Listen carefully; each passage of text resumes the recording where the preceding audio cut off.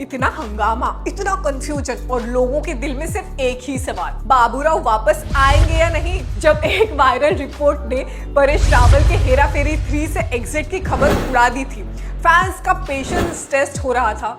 बात यहाँ तक पहुंच गई थी कि अक्षय कुमार ने लीगल नोटिस तक भेज दिया था परेश रावल को। एक फिल्म जिसे लोगों ने कल्ट बना दिया था, उसका फ्यूचर एक कंट्रोवर्सी के बीच लटक चुका था। लेकिन अब बात खत्म हो चुकी है, बाबूराव इज बैक। जी हाँ दोस्तों, परेश रावल ने खुद कंफर्म कर दिया है बिना किसी फिल्टर के।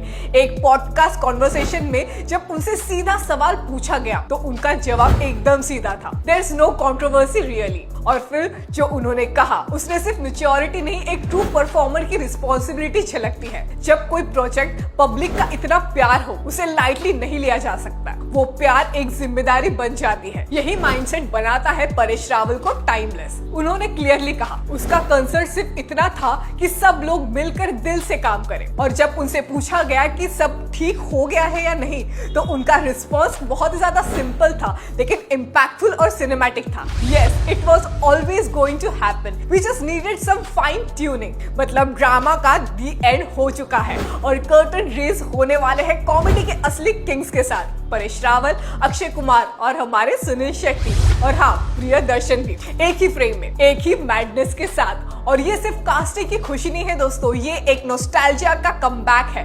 बाबूराव के बिना हेरा फेरी उतनी ही अधूरी लगती है जितने शोले के बिना गब्बर सिंह। ऑडियंस ने सिर्फ कैरेक्टर को ही नहीं, उनकी टाइमिंग, उनके पंच लाइन और उनके अंदाज को भी अपनाया है। उन्हें वापस पाना मतलब एक बार फिर से सिनेमा का असली मजा चखना। तो बात तो क्लियर हो गई है, no ego, no fall out, just fine tuning. जब इंडस्ट्री के असली प्लेयर टेबल पर आते हैं तो मसला नहीं होता, सोल्यूशन होता है। हेरा फेरी 3 अब वापस ट्रैक पर है और अगर बाबूराव वापस है तो टेंशन लेने का नहीं, डायलॉग बोलने का है। उठा ले रे देवा, लेकिन मुझे नहीं, इन दोनों को उठा ले। तो दोस्तों, क्या आप खुश है परेश रावल का कमबैक हेरा फेरी 3 में होने जा रहा है इसलिए? और क्या आपको लगता है कि परेश रावल के बिना ये फिल्म अधूरी रह पाती थी? जल्दी से मुझे कमेंट करके बताइए। और हाँ, साथ में ये भी लिखिए आपका फेवरेट डायलॉग कौन सा है परेश रावल का फ्रॉम हेरा फेरी। जल्दी से मुझे कमेंट करके बताइए और देखते रहिए बॉलीवुड फैशन।